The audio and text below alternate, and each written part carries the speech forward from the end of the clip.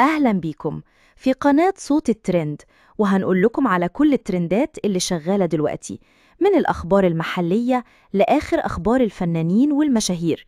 خليكم معانا عشان توصلكم كل التفاصيل أول بأول، وما تنسوش تعملوا لايك وسبسكرايب. يلا بينا نبدأ.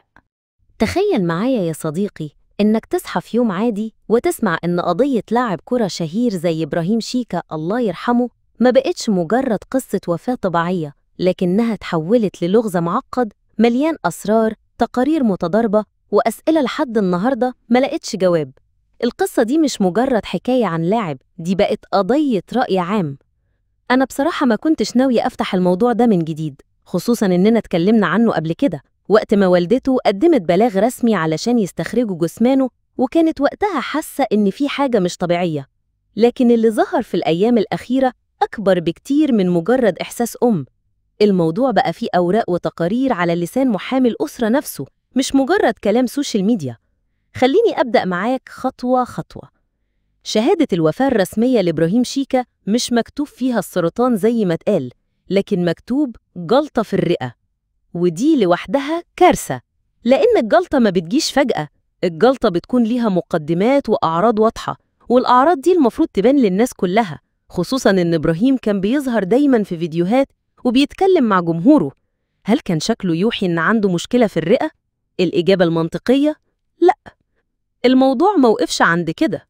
انتشر مؤخراً فيديو فيه تقارير طبية منسوبة لشيكا مكتوب فيها إن الكليتين موجودين وسليمتين، لكن لما الناس دققت في التفاصيل لقوا كارثة جديدة. التواريخ مش متطابقة، التاريخ اللي مكتوب على الغلاف غير اللي مكتوب جوه التقرير نفسه، والفرق بينهم سنة كاملة.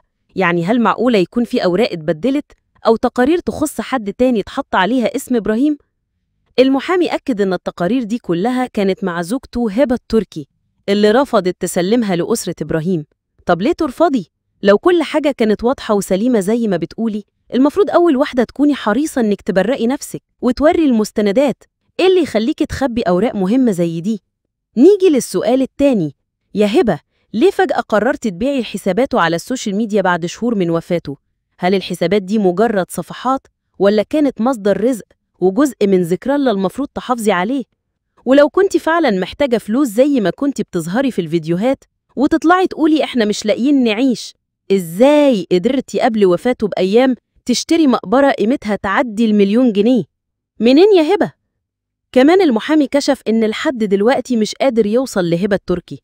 هي طلعت في فيديو وقالت أنا موجودة في بيتي، أنا قاعدة في شقتي، لكن في كلام كتير بيقول إن بيتها فاضي وإنها مختفية. فهل ده تصرف طبيعي من زوجة بريئة؟ هل اللي ماشي في السليم يستخبى ويبعد عن الأنظار في عز التحقيقات؟ الموضوع اتعقد أكتر لما ظهر تقرير بيقول إن في جرح كبير في بطن إبراهيم قريب من الكلى.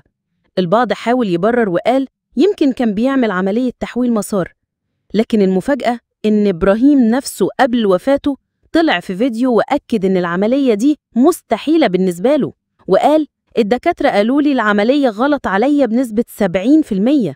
يعني هو بنفسه نفى الفرضية دي. والأغرب من كده إن في فيديو ظهر فيه إبراهيم داخل يعمل عملية عند دكتور مش متخصص في الأورام أصلاً، دكتور كلى وكبد. يعني إيه لاعب مشهور بيتلقى تبرعات من آلاف الناس يسيب المستشفيات الكبيرة واللي عندها سمعة ويروح يعمل عملية في عيادة صغيرة تحت السلم؟ إيه اللي أجبره على كده؟ الصدمة الأكبر إن العيادة دي اتقفلت والدكتور غير عنوانه ومحدش قادر يوصله. هل ده مجرد صدفة ولا هروب متعمد من المساءلة؟